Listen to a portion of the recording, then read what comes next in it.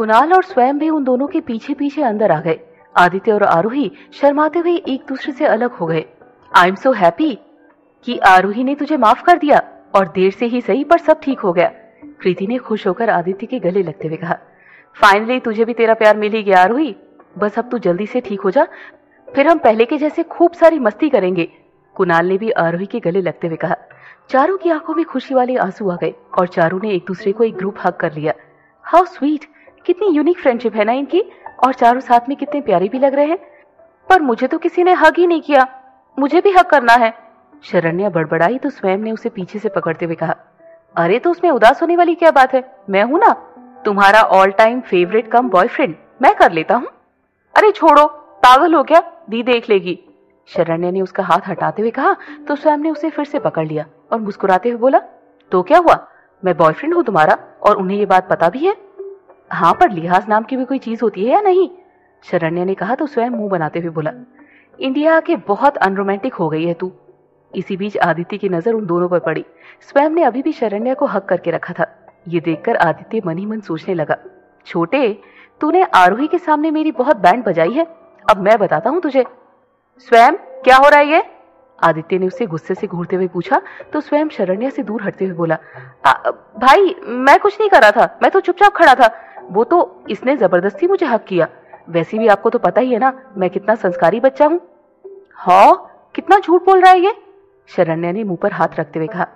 हाँ, वो तो दिख ही रहा है कि कौन कितना संस्कारी है और किसने किसको जबरदस्ती हक किया हुआ है, क्योंकि शरण्या तेरे आगे खड़ी है और तूने उसे पीछे से पकड़ रखा है, आदित्य ने गुस्से में कहा तो स्वयं सकपका गया।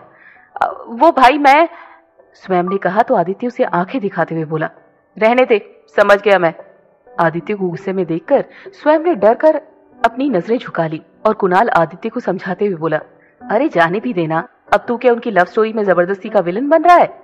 क्यों नहीं बनूं, इसने भी तो मेरे से क्या क्या नहीं कराया, गंदा खाना बनवाया है, गंदा डांस करवाया है। ये कहते हुए आदित्य जोर जोर से हंसने लगा और स्वयं चैन की सांस लेते हुए जाकर आदित्य के गले से लग गया। क्या भाई, डरा दिया आपने मुझे, स्वयं ने कहा तो आदित्य हंसते हुए बोला, बेटा डराया नहीं है, ट्रेलर दिखाया है, अगर दोबारा से मेरी होने वाली आधी घरवाली को तंग किया ना तो पूरी मूवी दिखाऊंगा तुझे। सब ऐसे ही हंसी मजाक करने लगे और देखते देखते शाम हो गई। शाम को जब आदित्य घर आया तो देखा कि अवंतिका किसी त्योहार की तैयारियों में व्यस्त है और देव वहीं सोफे पर बैठकर बिजनेस मैगजीन पढ़ रहा है। माँ, ये सब क्या हो रहा है, कोई स्पेशल पूजा रखी है क्या आपने, आदित्य ने पूछा तो अवंतिका हंसते हुए बोली, अरे नहीं नहीं बेटा, वो कल करवा चौथ है ना, बस उसी की तैयारियां कर रही हूँ। मॉम एक बात बताओ, आप लेडीज ये करवा चौथ वाला व्रत क्यों रखती हैं, आदित्य ने अवंतिका के पास बैठते हुए पूछा तो अवंतिका बड़े प्यार से उसे समझाते हुए बोली, वो इसीलिए ताकि जिससे भी हम सच्चा प्यार करते हैं उसकी जिंदगी पर कभी कोई मुश्किल ना आए और हम सालों तक यूं ही एक दूसरे के साथ रहें। तो इस हिसाब से तो व्रत डैड को भी रखना चाहिए ना, आदि ने पूछा तो अवंतिका चौंक गई और देव भुआई चढ़ाते हुए आदित्य की तरफ देखने लगा। और नहीं तो क्या, इनफैक्ट डैड को ही क्यों, हर आदमी को रखना चाहिए, वो सब भी तो अपनी वाइफ से प्यार करते हैं ना, तो उनका भी फर्ज बनता है कि वो भी अपने प्यार की सलामती के लिए ये व्रत रखें, आदित्य ने कहा तो उसकी बात सुनकर देव मन ही मन सोचने लगा, ये मरवाएगा आज मुझे। बेटा तू कुछ ज्यादा ही नहीं सुधर गया है, आई मीन ऐसा नहीं होता है, हमेशा से ये व्रत औरतें ही रखती आई है। देव ने बचने की कोशिश की पर आदित्य ने फिर से एक तीर छोड़ दिया, ऐसा नहीं होता होगा डैड, पर अब होगा, कल आप भी मम्मा के लिए फास्ट रखेंगे क्योंकि मैं मेरी मम्मा की जिंदगी को लेकर कोई रिस्क नहीं लेना चाहता।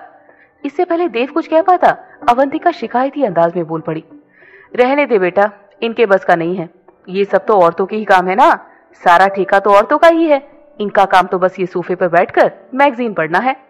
अवंतिका मुंह बनाते हुए वहां से चली गई और देव गुस्से में आदित्य को घूरते हुए बोला, तू क्यों आग लगा रहा है हमारे बीच में, तुझे मैं यहाँ चुपचाप शांति से बैठा अच्छा नहीं लग रहा।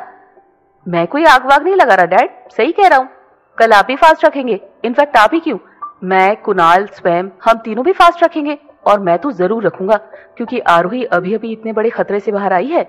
ये कहते हुए आदित्य ने कुणाल और स्वयं को भी फोन करके अपने घर बुला लिया। थोड़ी देर में वो दोनों भी आ गए और आदित्य ने उन दोनों को भी व्रत रखने के लिए कह दिया, जिसे सुनकर कुणाल परेशान होकर बोल पड़ा, तू पागल तो नहीं हो गया, मैं कोई फास्ट नहीं रखने वाला, मैं रख ही नहीं पाऊंगा क्योंकि खाना मेरी कमजोरी है।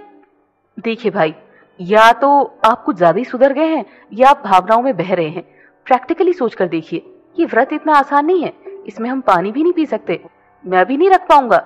स्वयं ने भी सर हिलाते हुए कहा। उन दोनों की बातें सुनकर आदित्य उन दोनों को घूरते हुए बोला, हो गया तुम लोगों का? अब मेरी बात सुनो, तुम लोग ये फास्ट रख रहे हो मतलब रख रहे हो। अंकल, आप इसे कुछ बोल क्यों नहीं रहे? उन दोनों ने देव की तरफ देखकर कहा तो देव बेचारा सा मुंह बनाते हुए बोला, मैं क्या बोलूं बेटा, सबसे पहला बिल तो इसने मेरा ही फाड़ा है, इसकी वजह से तेरी आंटी भी मुझसे नाराज हो गई है। देख आदि, तू आरोही के लिए फास्ट रखना चाहता है, बहुत अच्छी बात है, पर तू हम सबको इसमें क्यों घसीट रहा है? कुणाल ने झल्लाकर कहा तो आदित्य अकड़ते हुए बोला, क्योंकि मैं तेरी घरवाली, अपनी आधी घरवाली, अपनी पूरी घरवाली और अपने डैड की घरवाली को लेकर कोई रिस्क नहीं लेना चाहता, इसीलिए फास्ट तो आप सबको रखना पड़ेगा। और अगर नहीं रखा तो? कुणाल ने भुएं चढ़ाकर पूछा तो आदित्य मुस्कुराते हुए बोला, तो मैं कृति और शरण्या को बता दूंगा कि तुम दोनों उसके लिए इतना भी नहीं कर सकते, और फिर तुम दोनों का शादी से पहले ही तलाक हो जाएगा। यार ये किस जन्म का बदला ले रहा है हमसे? कुणाल ने मासूम सा चेहरा बनाते हुए कहा तो स्वयं कुणाल को घूरते हुए बोला, इसी जन्म का, और बनवाइए इनसे खराब खाना और खराब डांस करवाइए इनसे। उन दोनों की बात सुनकर आदित्य हंसते हुए बोला, सो गाइस, आई थिंक अब तुम सब फास्ट रखने के लिए तैयार हो। और हाँ, एक जरूरी बात, कल तुम सब पूरे दिन यहीं पर रहोगे और मैं तुम सब पर नजर रखूंगा ताकि तुम सब कोई चीटिंग ना करो। यार मेरी इंपॉर्टेंट मीटिंग है कल। देव और कुणाल एक साथ बोल पड़े तो आदित्य उन्हें आंखें दिखाते हुए बोला, तो फिर अपना अपना फोन उठाओ और सारे प्लान कैंसिल करो, क्योंकि कल मैं किसी को कहीं नहीं जाने दूंगा। और हाँ, कल आप सबका फोन मेरे पास रहेगा। सब मायूस होकर एक दूसरे की तरफ देखने लगे और आदित्य हंसते हुए वहां से चला गया।